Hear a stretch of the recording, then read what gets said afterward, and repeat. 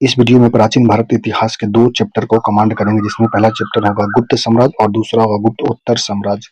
इन दोनों चैप्टर के सारे टॉपिक फैक्ट को रिवीजन करेंगे फास्ट में, जिसमें पहला है गुप्त साम्राज्य। गुप्त साम्राज्य के संस्थापक श्रीगुप्त 275 ईस्वी में। गुप्त साम्राज्य के वास्तविक संस्थापक चंद्रगुप्त प्रथम 319 ईस्वी में। गुप्त साम्राज्य की राजधानी पाटलिपुत्र थे तथा गुप्त साम्राज्य का राज्य धर्म वैष्णव था तथा गुप्त साम्राज्य का राज्य चिन्ह गरुड़ था तथा राज्य भाषा संस्कृत था। गुप्त साम्राज्य में 320 ईस्वी से लेकर 455 ईस्वी तक राजनीतिक एकता दिखा, जिसमें है गुप्त शासकों की प्रमुख उपलब्धियां। श्री गुप्त को उपाधि जो प्राप्त था वो उपाधि था आदिराज और महाराज की उपाधि। घटोत्कच को महाराज की उपाधि धारण था। चंद्रगुप्त प्रथम को महाराजाधिराज की उपाधि चंद्रगुप्त प्रथम को महाराजाधिराज की उपाधि दिया गया था। घटोत्कच को महाराजा की उपाधि, श्रीगुप्त को आदिराज और महाराज की उपाधि दिया गया था। समुद्रगुप्त को पराक्रमांक या कविराज। समुद्रगुप्त को जो उपाधि दिया गया था उसमें थे पराक्रमांक और कविराज था। चंद्रगुप्त द्वितीय को उपाधियां जो दिया गया था वो उपाधियां था विक्रमादित्य या विक्रमांक था। विक्रमादित्य या विक्रमांक चंद्रगुप्त द्वितीय को उपाधि दिया गया था। कुमारगुप्त को महेंद्रद्वितीय के नाम से जाना जाता था। कुमारगुप्त को महेंद्रद्वितीय के नाम से जाना जाता था। स्कंदन गुप्त को शक्रादित्य या शकोपम के नाम से जाना जाता था। स्कंदन गुप्त को शक्रादित्य या शकोपम के नाम से जाना जाता था। कुमारगुप्त को महेंद्रद्वितीय के नाम से जाना जाता था। चंद्रगुप्त द्वितीय को विक्रमादित्य या विक्रमांक के नाम से जाना जाता था। समुद्रगुप्त को पराक्रमांक या कविराज के नाम से जाना जाता था। चंद्रगुप्त प्रथम को महाराजाधिराज के नाम से जाना जाता था। घटोत्कच को महाराजा, श्रीगुप्त को आदिराज महाराजा की उपाधि दिया गया था। नेक्स्ट है श्रीगुप्त जो थे 340 से लेकर 240 से 280 के ईस्वी शासनकाल था श्रीगुप्त का। श्रीगुप्त जो थे महाराज की उपाधि।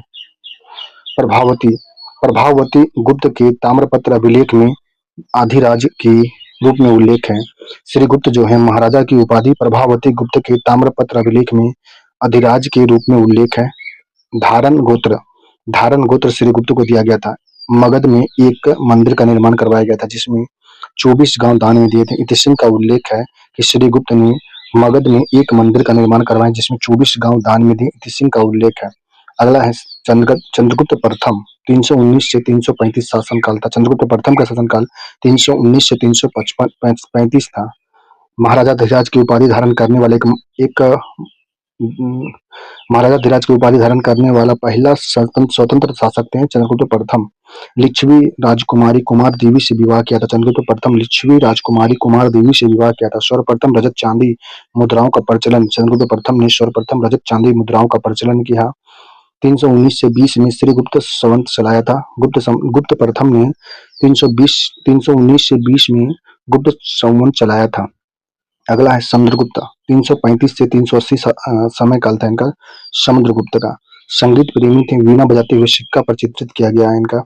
चंद्रगुप्त प्रथम के उत्तराधिकारी थे समुद्रगुप्त। उपनाम था लिच्छवी दोहित्र नाम था समुद्रगुप्त का उपनाम।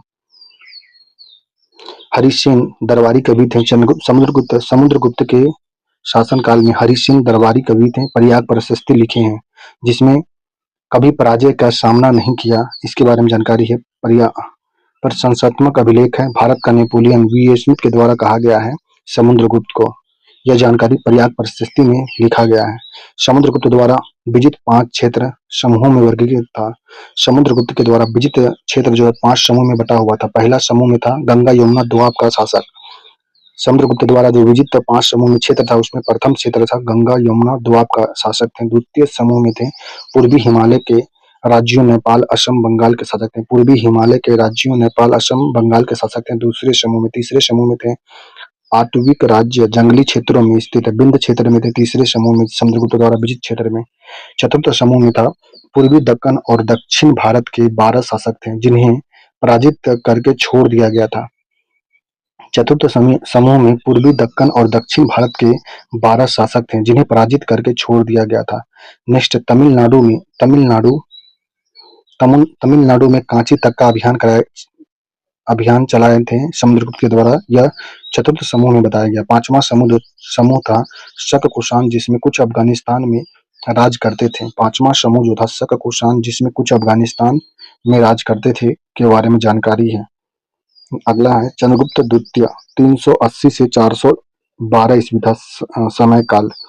गुप्त साम्राज्य का चरमोत्कर्ष पर पहुंचाए थे चंद्रगुप्त द्वितीय। चंद्रगुप्त द्वितीय के समय गुप्त साम्राज्य चरमोत्कर्ष पर था। नाग वंश की राजकुमारी कुबेर नागा से विवाह किए थे चंद्रगुप्त द्वितीय। कन्या प्रभावती का विवाह अपनी कन्या प्रभावती का विवाह रुद्रसेन द्वितीय वाटक के शासक से करवा दिए थे। रुद्रसेन द्वितीय जो थे यह थे वह ब्राह्मण जाति मध्य भारत के शासक थे। ब्राह्मण जाति के थे रुद्रसेन द्वितीय और ये अपना कन्या के विवाह प्रभावती का विवाह रुद्रसेन द्वितीय से करवाए थे। विवाह जो हुआ था चंद्रगुप्त द्वितीय अपना विवाह भाई रामगुप्त की पत्नी ध्रुव देवी से किया। पश्चिम पश्चिम मालवा व गुजरात का प्रभुत्व पश्चिम मालवा व गुजरात पर प्रभुत्व था चंद्रगुप्त द्वितीय का। शक क्षत्रपों के शासन का अंत किया था चंद्रगुप्त द्वितीय ने। शक क्षत्रपों के शासन का अंत कर दिया। शकों को पराजित कर विक्रमादित्य की उपाधि धारण किया था चंद्रगुप्त द्वितीय। शक को पराजित कर विक्रमादित्य का उपाधि धारण किया था। उज्जैन दूसरा राजधानी उज्जैन को बनाया था। नेक्स्ट चंद्रगुप्त द्वितीय के नवरत्न थे। चंद्रगुप्त द्वितीय के नवरत्न चंद्रगुप्त द्वितीय के दरबार में 9 विद्वानों ने आश्रय प्राप्त किया जिन्हें नवरत्न कहा गया। वे थे कालिदास, अमर सिंह, शंकुक, धर्मंतरी, छप्पक, बैताल भट्ट, बरूची, घटपर्क, वरामहीर। चंद्रगुप्त द्वितीय के दरबार में 9 रत्न थे जिसमें पहला थे कालिदास, दूसरा नंबर पे अमर सिंह, 3 नंबर पे शंकुक, चौथा पे धन्वंतरी, 5 पे छपनक, 6 नंबर पे बैताल भट्ट, 7 नंबर पे वरुचि, 8 नंबर पे घटपर्क, 9 नंबर में वरामहीर थे। ये चंद्रगुप्त द्वितीय के दरबार में 9 रत्न थे। नेक्स्ट है 409 ईस्वी में शक शासक रुद्र सिंह तृतीय को हराया तथा मालवा क्षेत्र में व्याघ्र शैली में चांदी के सिक्के चलाए थे। 409 ईस्वी में शक शासक रुद्र सिंह तृतीय को हराए तथा मालवा क्षेत्र में व्याघ्र शैली में चांदी के सिक्के चलाए। चंद्रगुप्त द्वितीय के द्वारा ऐसा किया गया। रजत मुद्राओं का सर्वप्रथम प्रचलन किया गया था। रजत मुद्राओं का सर्वप्रथम प्रचलन श्री देव श्री लिखा हुआ था। रजत मुद्राओं पर देव श्री लिखा हुआ था। महरौली से प्राप्त लौह स्तंभ जो है महरौली से प्राप्त लौह स्तंभ चंद्र शासक की पहचान चंद्रगुप्त विक्रमादित्य के रूप में किया है। महरौली से लौह स्तंभ जो प्राप्त हुआ है चंद्र शासक की पहचान चंद्रगुप्त विक्रमादित्य के रूप में किया है। इसके समय चीनी यात्री फाहियान 399 से 414 ईस्वी में भारत आया था। चीन से बंगाल की यात्रा किया था। चीन से बंगाल की यात्रा फाहियान किया था। इसके समय में चीनी यात्री फाहियान जो था भारत आया और चीन से बंगाल की यात्रा किया। नेक्स्ट है कुमार गुप्त प्रथम जिसे महेंद्रादित्य भी कहते हैं। महेंद्रादित्य इसका शासन काल था 415 से 455 ईस्वी। कुमार गुप्त प्रथम से संबंधित तथ्य है सर्वाधिक गुप्तकालीन अभिलेख इसका 18 प्राप्त हुआ है। कुमार गुप्त प्रथम से संबंधित सर्वाधिक गुप्तकालीन अभिलेख 18 अभिलेख प्राप्त हुए हैं। सर्वाधिक स्वर्ण मुद्रा का ढेर मिला है इसी के समय का जिसमें बयाना मुद्रा भंडार राजस्थान में है। बयाना मुद्रा भंडार जो मिला राजस्थान में है। 623 मुद्राएं इसमें सम्मिलित था। मयूर शैली को सर्वाधिक इसमें लिखा दिखाया गया। मयूर शैली इस शैली में चांदी की कुछ मुद्राएं मध्य प्रदेश में मिली है। मयूर शैली की चांदी की मुद्राएं कुछ मध्य प्रदेश में मिली है। बयाना मुद्रा भंडार जो था राजस्थान में 623 मुद्राएं इसमें है। सर्वाधिक स्वर्ण मुद्रा का ढेर मिला बयाना मुद्रा भंडार राजस्थान में जो है। नेक्स्ट है कुमार गुप्त प्रथम जो थे ये इन्हें महेंद्रादित्य भी कहा गया है। श्री महेंद्रादित्य जैसी उपाधियां सिक्कों पर इनका जो उपाधि दिया गया था श्री महेंद्रादित्य बताया गया है। इनके स्वर्ण सिक्के पर गुप्त कला मूल चंद्र एवं गुप्त कुल व्योम राशि उत्कीर्ण किया गया है। कुमार गुप्त प्रथम के स्वर्ण सिक्कों पर गुप्त कुलामल चंद्र एवं गुप्त कुल व्योम राशि उत्कीर्ण किए गए। अश्वमेध यज्ञ किया और अश्वमेध प्रकार की मुद्रा चलाया। कुमार गुप्त प्रथम के द्वारा अश्वमेध यज्ञ किया गया और अश्वमेध प्रकार की मुद्रा चलाई गई। नालंदा विश्वविद्यालय की स्थापना कुमार गुप्त के समय में हुआ। कुमार गुप्त के द्वारा नालंदा विश्वविद्यालय की स्थापना। समय की माप के लिए जल घड़ी का प्रयोग किया गया। समय की माप के लिए नालंदा विश्वविद्यालय में जल घड़ी का प्रयोग होता था। महायान बौद्ध धर्म का ऑक्सफोर्ड कहते हैं नालंदा विश्वविद्यालय को। महायान बौद्ध धर्म का ऑक्सफोर्ड कहते हैं नालंदा विश्वविद्यालय को। नालंदा विश्वविद्यालय के आचार्य थे नागार्जुन शिलभद्र शांति रक्षित। नालंदा विश्वविद्यालय की स्थापना के समय प्रमुख आचार्य थे नागार्जुन शिलभद्र शांति रक्षित। अगला है पुष्पमित्र शुंग। पुष्पमित्र नामक जाति का आक्रमण हुआ था स्कंदन गुप्त के भीतरी स्तंभ अभिलेख में वर्णन है, पुष्यमित्र नामक जाति का आक्रमण हुआ, स्कंदन गुप्त द्वारा पराजित किया गया। कुमार गुप्त को स्कंदन गुप्त के द्वारा पराजित किया गया और स्कंदन गुप्त शकादित्य शकादित्य 455 से 467 ईस्वी तक इसका कार्यकाल रहा। 455 से 467 स्कंदन गुप्त जो जिसका नाम शक्रादित्य भी कहा गया है, शकादित्य की उपाधि लिया, कहोम अभिलेख से ज्ञात होता है। कहोम अभिलेख में स्कंदन गुप्त को शकादित्य की उपाधि दी गई थी। हुनों को आक्रमण स्कंदन गुप्त के द्वारा हिंदू कुश पार कर गंधार प्रदेश पर आक्रमण किया गया था। हुनों का आक्रमण जो हुआ हिंदू कुश पार कर गंधार प्रदेश पर आक्रमण हुआ। गुप्त साम्राज्य के कुछ भाग पर अधिकार कर लिया गया था हुनों के आक्रमण के बाद। स्कंदन गुप्त के द्वारा सौराष्ट्र प्रांत में पर्णदत्त राज्यपाल नियुक्त किया गया था। जूनागढ़ अभिलेख में उल्लेख है कि सौराष्ट्र प्रांत में पर्णदत्त राज्यपाल की नियुक्ति की गई थी। गिरनार के प्रशासक चक्रपालित द्वारा सुदर्शन झील के बांध का पुनर्निर्माण करवाया गया था। गिरनार के प्रशासक चक्रपालित द्वारा सुदर्शन झील के बांध का पुनर्निर्माण करवाया गया था। चीन के साथ मैत्रीपूर्ण संबंध था स्कंदन गुप्त का। अपना राजदूत सांग सम्राट के दरबार में भेजा था। चीन के साथ मैत्रीपूर्ण संबंध था और जो स्कंदन गुप्त है इसने अपना राजदूत सांग सम्राट के दरबार में भेजा था। नेक्स्ट है गुप्तकालीन अधिकारी और विभाग, जिसमें है महासेनापति सेना का सर्वोच्च अधिकारी होते थे। महासेनापति सेना का सर्वोच्च अधिकारी होते थे। गुप्त काल में सेना का सर्वोच्च अधिकारी को महासेनापति कहते थे। रणभंडारिक सेना की आवश्यकताओं की पूर्ति करने वाले प्रधान अधिकारी होते थे। गुप्त काल में सेना की आवश्यकताओं की पूर्ति करने वाला प्रधान अधिकारी को रणभंडारिक कहते थे। महासंघी विग्राहक युद्ध व शांति का प्रधान होते थे। गुप्त काल में युद्ध व शांति के प्रधान जो थे महासंधि विग्राहक होते थे। भंडार भंडार भंडागृहित राजकीय कोष के प्रधान होते थे। गुप्त काल में राजकीय कोष के प्रधान को भंडागाराधिकृत कहते थे।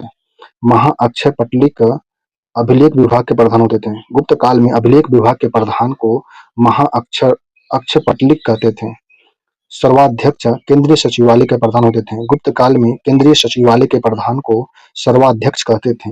प्रतिहार राजप्रसाद का मुख्य सुरक्षा अधिकारी होते थे। गुप्त काल में राजप्रसाद का मुख्य सुरक्षा अधिकारी को महाप्रतिहार कहते थे। ध्रुवाधिकरण भूमि कर वसूलने वाले विभाग के प्रधान को ध्रुवाधिकरण कहते थे। गुप्त काल में भूमि कर वसूलने वाले विभाग के प्रधान को ध्रुवाधिकरण कहते थे। अग्राहिक दान विभाग के प्रधान होते थे। गुप्त काल में दान विभाग के प्रधान को अग्राहिक कहते थे। महाबलात्कृत सेना का सेनापति सर्वोच्च अधिकारी होते थे। गुप्त काल में सेना का सेनापति सर्वोच्च अधिकारी जो थे उनका नाम था महाबलाधिकृत थे। महादंडनायक जो न्यायाधीश होते थे। गुप्त काल में न्यायाधीश को महादंडनायक कहते थे। संधि विग्राहक युद्ध तथा संधि के विषय से संबंधित युद्ध मंत्री होते थे। गुप्त काल में युद्ध तथा संधि के विषय से संबंधित युद्ध मंत्री संधि विग्राहक होते थे। दंडपाशिक पुलिस विभाग का सर्वोच्च अधिकारी होते थे। गुप्त काल में पुलिस विभाग का सर्वोच्च अधिकारी को दंडपाशिक कहते हैं। विनय स्थितिक स्थापक शिक्षा अधिकारी। गुप्त काल में शिक्षा अधिकारी को विनय स्थितिक स्थापक कहते थे। पुस्तपाल भू अभिलेखों को रखने वाला अधिकारी पुस्तपाल कहलाता था।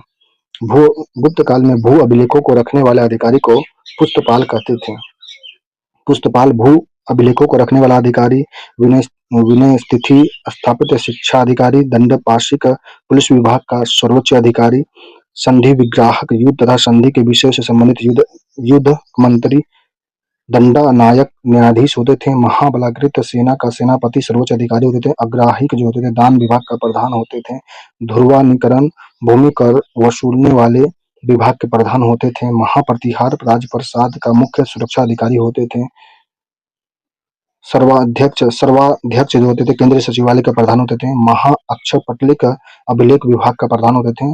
भंडागारिकृत राजकीय कोष के प्रधान होते थे। महासंग्राही विग्राहक युद्ध व शांति के प्रधान होते थे। रण भंडारिक जो होते थे सेना की आवश्यकताओं को पूर्ति करने वाला अधिकारी होते थे।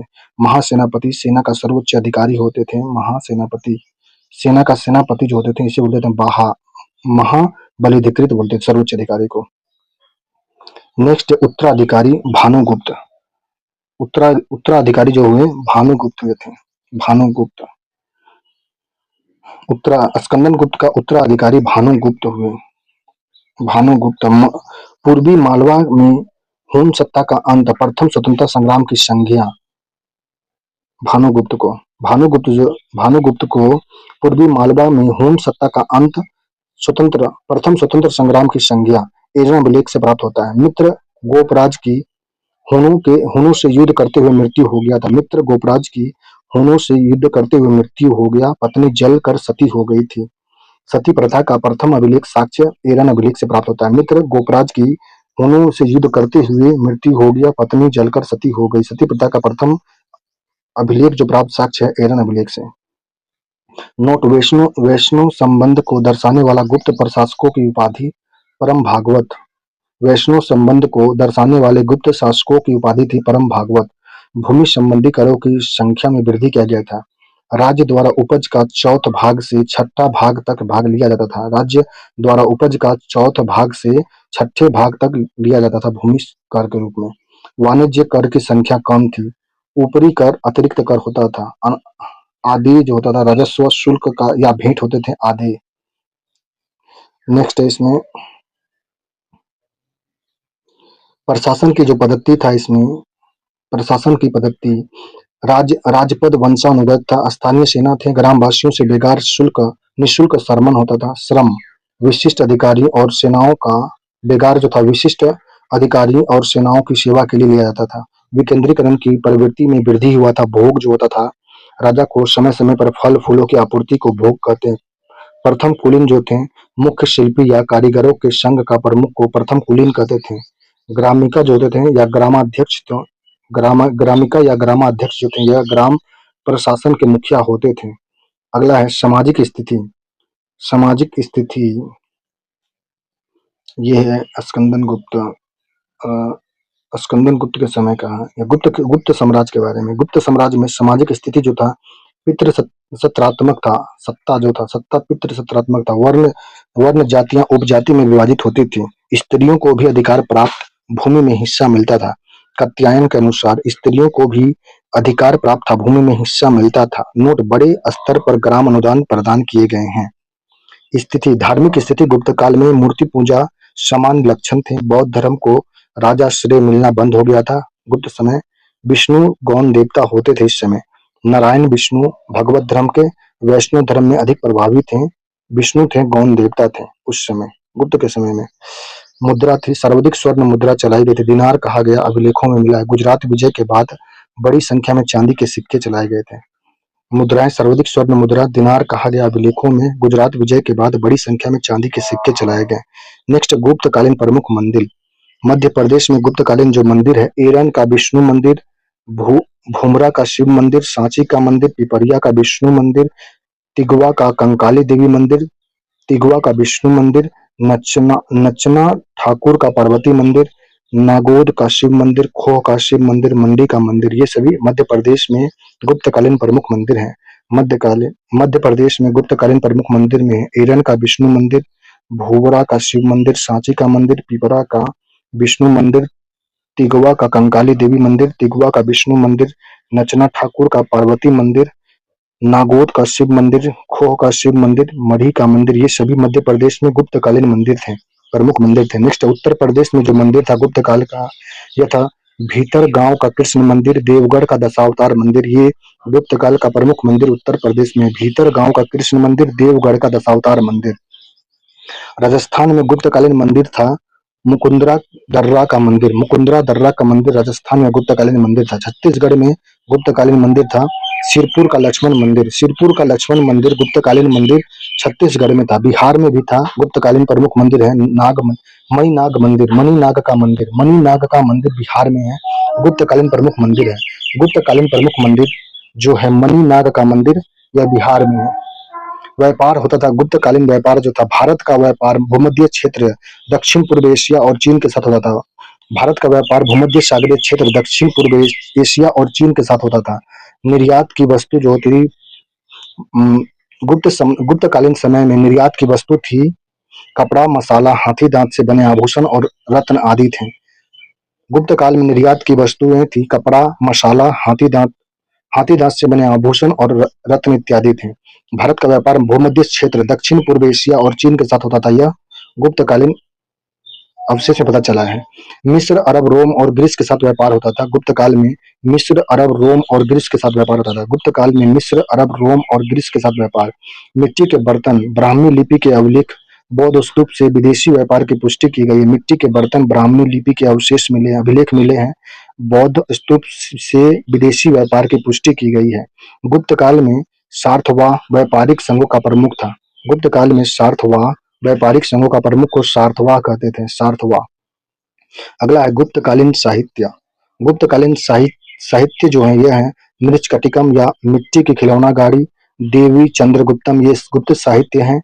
अभिज्ञान शकुंतलम यह गुप्तकालीन साहित्य है। मुद्रा राक्षस गुप्तकालीन साहित्य है।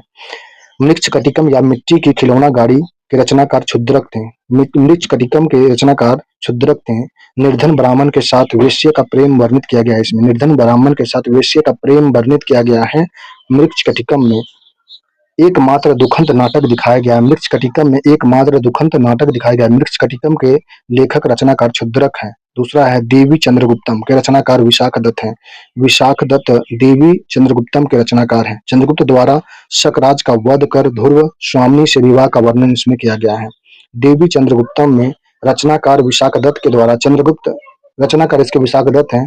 चंद्रगुप्त द्वारा शकराज का वध कर ध्रुव स्वामिनी से विवाह का वर्णन देवी चंद्रगुप्तम में है।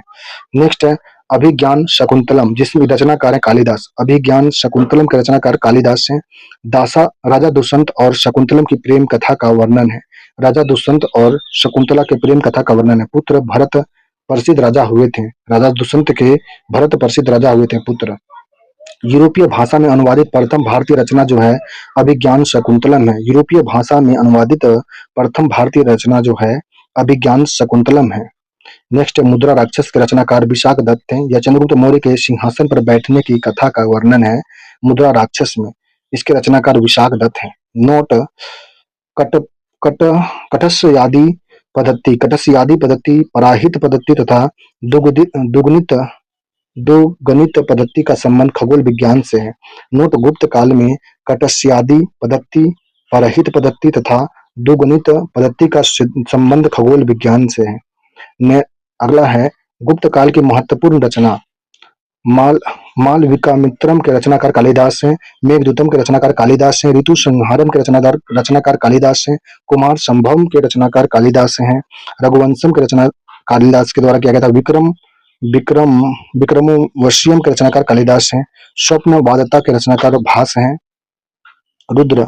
चारुदत्ता के रचनाकार भास हैं उरुभंग के रचनाकार भास हैं।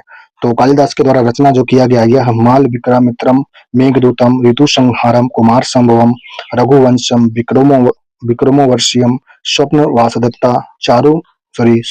स्वप्नवादत्ता, चारुमत्ता और उरुभंग भास के द्वारा लिखा गया है। जबकि कालिदास के द्वारा माल विक्रमित्रम, मेघदूतम, ऋतु संहारम, कुमार संभवम, रघुवंशम, विक्रमोर्वशीयम ये कालिदास के द्वारा लिखा गया है।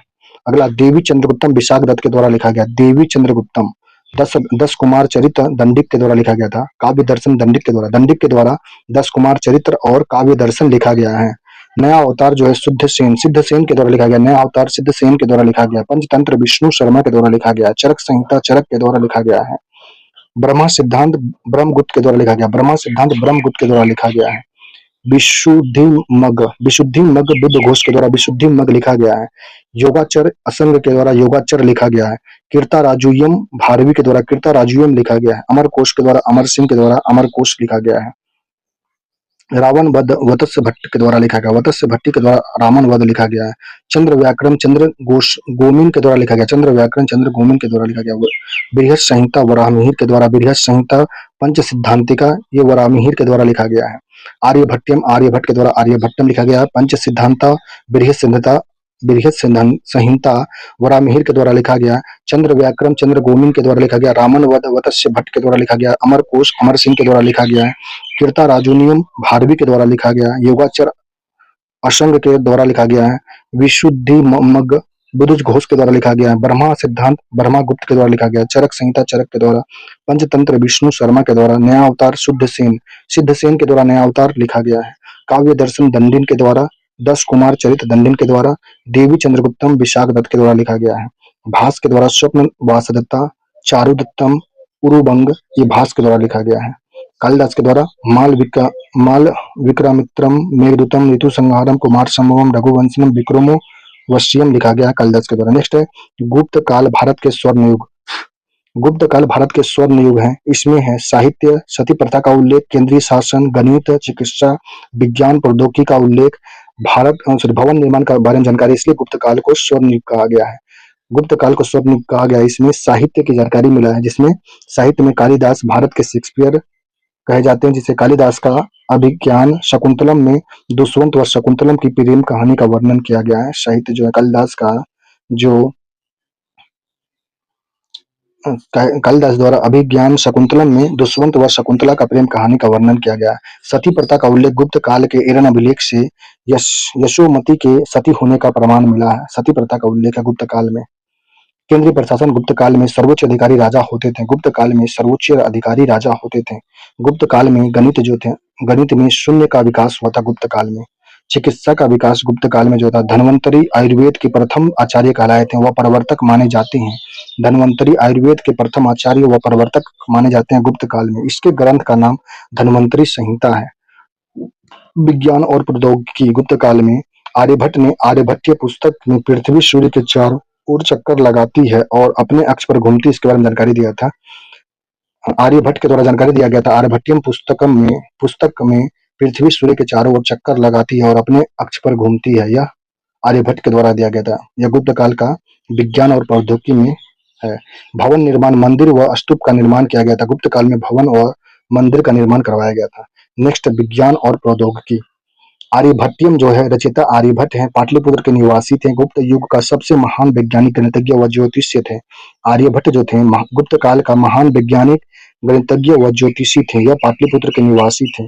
गणित का ग्रंथ इनका लिखा गया। आर्यभट्ट में गणित का ग्रंथ है।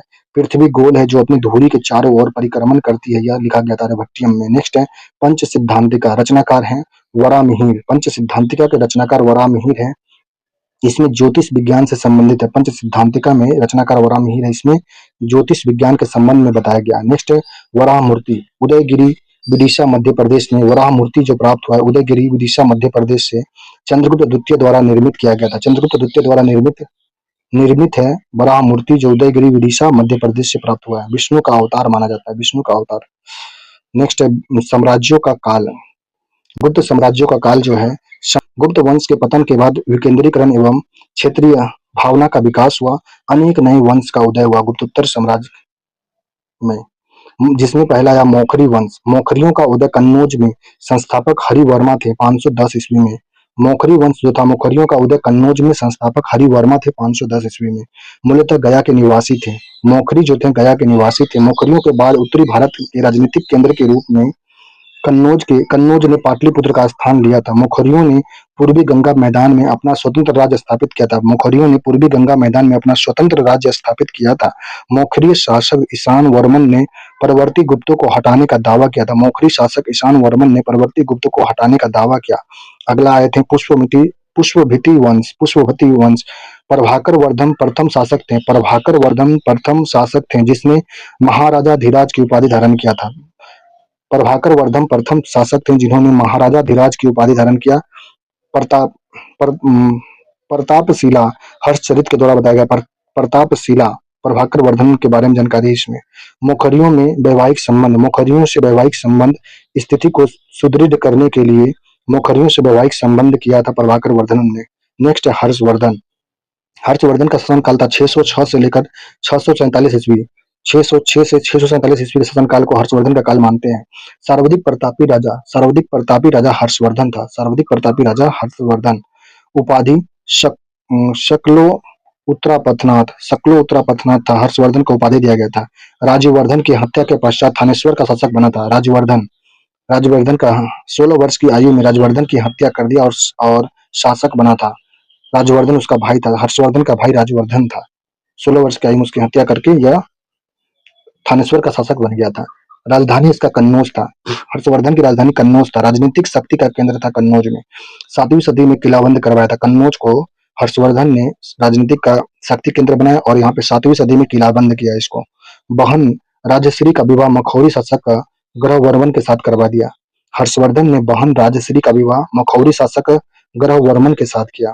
आरंभिक इतिहास की जानकारी बाणभट्ट से हर्षचरित पुस्तक से मिलता है। हर्षवर्धन के आरंभिक इतिहास की जानकारी बाणभट्ट के द्वारा हर्षचरित पुस्तक में लिखा हुआ है मिलता है। हर्ष सूर्य एवं शिव के उपासक थे। हर्षवर्धन जो हर्ष जो थे शिव और सूर्य सूर्य के उपासक थे। 3 पुस्तक है हर्षवर्धन के बारे में 3 पुस्तक है। नागानंद रत्नावली प्रियदर्शिका हर्षवर्धन की पुस्तक है। नागानंद रत्नावली प्रियदर्शिका है। भारत का अंतिम हिंदू सम्राट हर्षवर्धन थे। भारत के अंतिम हिंदू सम्राट हर्षवर्धन। दक्षिण की ओर से अभियान को नर्मदा के तट पर चालुक्यों वंश के राजा पुलकेशिन द्वितीय को रोका था। भारत का अंतिम हिंदू सम्राट हर्षवर्धन दक्षिण की ओर से अभियान को नर्मदा के तट पर चालुक्य वंश के राजा पुलकेशिन द्वितीय ने रोक दिया था।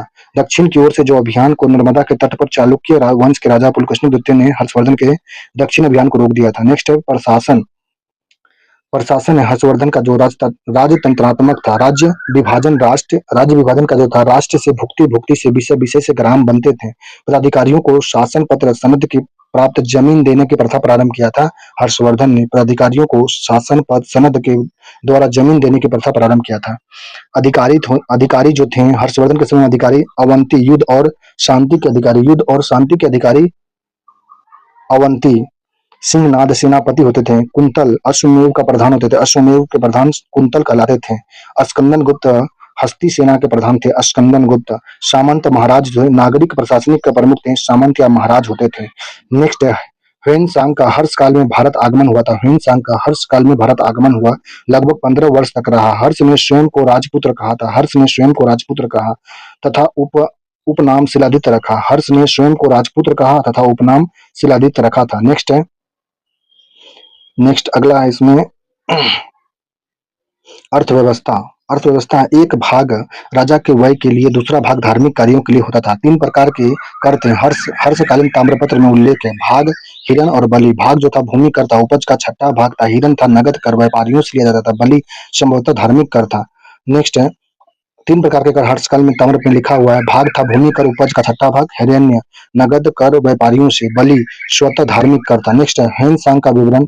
चीनी यात्री 629 ईस्वी में यात्रा था। नालंदा महाविद्यालय में आया था। शिलभद्र कुलपति था।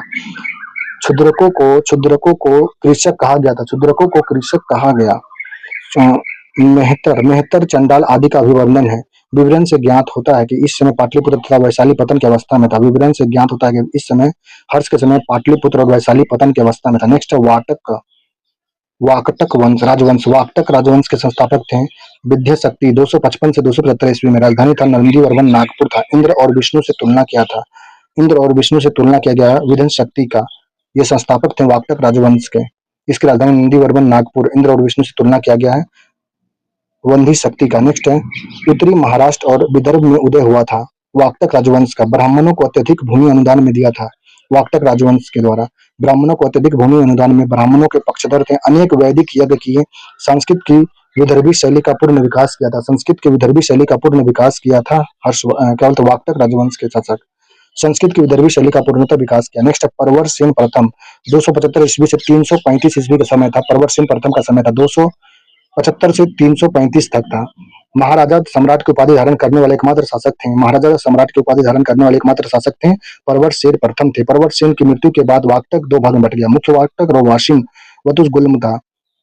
परवर सेन की मृत्यु के बाद वाकटक 2 भाग में बटा। मुख्य वाकटक और वशिम वतुल्य। नेक्स्ट है ब्राह्मण धर्म की स्थापना 4 अश्वमेध यज्ञ किए, 1 वाजिष्य यज्ञ किए थे। अनेक वैदिक अनुष्ठान किए थे। ब्राह्मण धर्म की महत्ता स्थापित किया। 4 अश्वमेध यज्ञ किया, 1 वाजपेय यज्ञ किया। अनेक बौद्धिक अनुष्ठान किए थे। परवर सेन प्रथम के द्वारा किया गया था। नेक्स्ट है रुद्रसेन द्वितीय, जिसका शासनकाल 385 से 390 ईस्वी तक। विवाह गुप्त सम्राट चंद्रगुप्त द्वितीय की पुत्री प्रभावती गुप्त से किया था रुद्रसेन द्वितीय के द्वारा। वैष्णव धर्म अपनाया, बौद्ध धर्म त्याग दिया था। वैष्णव धर्म अपनाया, बौद्ध धर्म त्यागा रुद्रसेन द्वितीय ने। विवाह गुप्त सम्राट चंद्रगुप्त द्वितीय की पुत्री प्रभावती गुप्त से किया था। नेक्स्ट है परवर सेन द्वितीय, मूल शाखा का अंतिम शक्तिशाली शासक परवर सेन द्वितीय था। सेतु बंध नामक काव्य ग्रंथ की रचना किया था परवर सेन द्वितीय। नई राजधानी परवरपुर बनाया था। नई राजधानी परवरपुर परवरसेन द्वितीय के द्वारा बनाया गया था। नेक्स्ट है चालुक्य राजवंश। चालुक्य राजवंश जो है, तीन विशिष्ट राजवंश इसमें हुए, बादामी के चालुक्य, वेगी के चालुक्य, कल्याणी के चालुक्य। चालुक्य राजवंश में तीन विशिष्ट राजवंश में बादामी के चालुक्य, वेगी के चालुक्य, कल्याणी के चालुक्य। 6ठी शताब्दी के आरंभ में पश्चिम दक्कन में सत्ता स्थापित किया चालुक्य राजवंश ने। बादामी के चालुक्य जो थे, यह मूल शाखा का उदय वातापी, आधुनिक बादामी, बीजापुर, कर्नाटक में किया। राजधानी पर वातापी था। उपाधि पृथ्वी वल्लभ की उपाधि धारण किया था बादामी के चालुक्य के द्वारा। नेक्स्ट प्रमुख शासक थे पुलकेशिनी प्रथम, वास्तविक संस्थापक थे। बादामी के चालुक्य में पुलकेशिनी प्रथम वास्तविक संस्थापक थे। एहोल अभिलेख में वातापी रूपी वधु का स्वामी कहा गया है। कदम शासकों की अधीनता से मुक्त मुक्ति कर स्वतंत्र स्थिति में पहुंचा दिया गया था। कदम शासकों के अधीनता से मुक्ति कर स्वतंत्र स्थिति में पहुंचाया गया था। नेक्स्ट है पुलकेशिनी द्वितीय। पुलकेशिनी द्वितीय हर्ष के युद्ध 632 ईस्वी में हुआ था नर्मदा नदी के तट पर। पुलकेशिनी द्वितीय ने हर्षवर्धन के साथ युद्ध किया 632 में नर्मदा नदी के तट पर। हर्ष पराजित हुआ, पुलकेशिनी द्वितीय जीत गया था। एहोल अभिलेख में वर्णित है। पुलकेशिनी द्वितीय ने पल्लव से युद्ध किया जिसमें चालुक्य संघर्ष की शुरुआत हुआ। नरसिंह वर्मन विजयी हुआ। वातापी का अधिकार किया। वातापी कोंडा की उपाधि धारण किया था पुलकेशिनी द्वितीय। वातापी कोंडा की उपाधि धारण किया। नेक्स्ट है नरसिंह वर्मन विजयी, वातापी कोंडा की उपाधि धारण किया था। पुलकेशिनी द्वितीय ने हैदराबाद ताम्रपत्र लेख में सैकड़ों युद्ध में भाग लेने का वर्णन है। पुलकेशिनी द्वितीय का हैदराबाद ताम्रपत्र में सैकड़ों युद्ध में भाग लेने का वर्णन है। नेक्स्ट है पुलकेशिनी द्वितीय परम भागवत की उपाधि धारण किया था। अन्य उपाधि परमेश्वर, सत्याश्रय, दक्षिणा परमेश्वर की उपाधि धारण किया था पुलकेशिनी द्वितीय। पुलकेशिनी द्वितीय जो था भगवत परम भागवत की उपाधि, अन्य उपाधि परमेश्वर, सत्याश्रय, दक्षिणा परमेश्वर की उपाधि धारण किया था। एहोल अभिलेख। नेक्स्ट एहोल अभिलेख है। एहोल अभिलेख जो है, एहोल अभिलेख रचयिता है दरबारी कवि कवि के रवि कीर्ति है। पुलकेशिनी द्वितीय के संदर्भ में विवरण है एहोल अभिलेख में। चालुक्य कला एवं स्थापत्य के बारे में जानकारी है। शैली वेसर शैली है। नागर प्लस द्रविड़ का मिश्रण है। चालुक्य कला एवं स्थापत्य कला का है। नागर में उत्तर भारत है, द्रविड़ का मिश्रण दक्षिण भारत है। नागर है उत्तर भारत के लिए, द्रविड़ का मिश्रण दक्षिण भारत के लिए। एहोल बादामी एवं पदकल में विकास के बारे में जानकारी है। एहोल बादामी पदकल में कर्नाटक के बीजापुर जिला 2 में उपनाम मंदिरों का नगर या पालना बताया गया है। एहोल के बारे में कुल 70 मंदिर थे। प्रथम मंदिर लाखखंड है। अंतिम मंदिर मेगुगति है। लाखखंड में मंदिर में शिखर नहीं थे। मंदिर की योजना बिहार जैसी लाखखंड में प्रथम मंदिर है इसमें। नेक्स्ट है हुचिमल्लुरी मंदिर। हुचिमलगुंडी मंदिर निर्माता है विजयादित्य थे। गर्भगृह का प्रवेश द्वार 5 शाखाओं में सुशोभित था। गर्भगृह तथा मंडप के बीच बना अंतराल नवीन विशेषता था। नेक्स्ट है किशुवोडल आधुनिक पट्टक्कल कहलाए। स्थिति बालाकोट कर्नाटक में, बगलकोट कर्नाटक। महावीर सिंहासन अभिषेक यहीं संपन्न होता है। नेक्स्ट कुल मंदिर 10 थे इसमें। 4 नागर शैली में, 6 द्रविड़ शैली में। 4 नागर शैली में जो था कि किशुवोडल का 4 नागर शैली वाले मंदिर जिसमें पापनाथ मंदिर शामिल है। 6 द्रविड़ शैली में जो मंदिर थे इसमें था विरूपाक्ष मंदिर, सोमेश्वर मंदिर, मल्लिकार्जुन मंदिर, गल्पनाथ मंदिर, सोमेश्वर तथा जैन मंदिर। ये सभी 6 द्रविड़ शैली के मंदिर हैं किशुगोडल के, आधुनिक पट्टक्कल जिसे कहा गया। नेक्स्ट विरूपाक्ष मंदिर लोकेश्वर निर्माता थे लोक महादेवी। विक्रमादित्य की द्वितीय पत्नी थी लोक महादेवी जो थी, यह विरूपाक्ष मंदिर का निर्माण करवाई थी। नंदी मंडप महत्वपूर्ण भाग थे। इसमें सर्वप्रथम गोपुरम बनाया गया था। मंदिर की दीवार पर रामायण के दृश्य अंकन किए गए थे। दीवारों पर नटराज शिव की 81 विभिन्न मुद्राएं दिखाई गया। नटराज शिव की 81 विभिन्न मुद्रा दिखाई गई है। मंदिर की दीवार पर रामायण के दृश्य था। सर्वप्रथम गोपुरम था। यह विरूपाक्ष मंदिर में नंदी मंडप महत्वपूर्ण विभाग इसमें था। निर्माण लोक महादेवी विक्रमादित्य की दूसरी पत्नी विरूपाक्ष मंदिर का निर्माण करवाई थी। नेक्स्ट है कल्याणी के चालुक्य जो थे, कल्याणी के चालुक्य संस्थापक थे तैलप द्वितीय। 973 से 997 ईस्वी तक कल्याणी के चालुक्य के संस्थापक तैलप द्वितीय थे। 973 से 997 ईस्वी के समय में राजधानी इनका कल्याणी के चालुक्य की राजधानी मान्यखेट बाद में कल्याणी बना था। मान्यखेट बाद में कल्याणी बना था। नेक्स्ट विक्रमादित्य जो थे षष्ठ सबसे प्रतापी शासक थे। कल्याणी के चालुक्य में विक्रमादित्य षष्ठ सबसे प्रतापी शासक थे। सोमेश्वर चतुर्थ अंतिम शासक थे। सोमेश्वर चतुर्थ कल्याणी के चालुक्य में अंतिम शासक थे। सोमेश्वर चतुर्थ अंतिम शासक थे। नेक्स्ट वेगी के चालुक्य के संस्थापक विष्णुवर्धन थे। वेगी के चालुक्य के संस्थापक विष्णुवर्धन थे। राजधानी वेगी आंध्र प्रदेश था। वेगी के चालुक्य की राजधानी वेगी आंध्र प्रदेश था। अंतिम शासक विजयादित्य सप्तम थे। वेगी के चालुक्य के अंतिम शासक विजयादित्य सप्तम थे। सबसे प्रमुख शासक विक्रमादित्य द्वितीय थे। वेगी के चालुक्य का सबसे प्रमुख शासक विक्रमादित्य द्वितीय थे। नेक्स्ट सर्वप्रथम तेलुगु भाषा का प्रयोग वेगी के चालुक्य के द्वारा किया गया था। नेक्स्ट विरूपाक्ष मंदिर लोकेश्वर निर्माण लोक महादेवी विक्रमादित्य द्वितीय की पत्नी थी। नंदी मंडप महत्वपूर्ण भाग थे।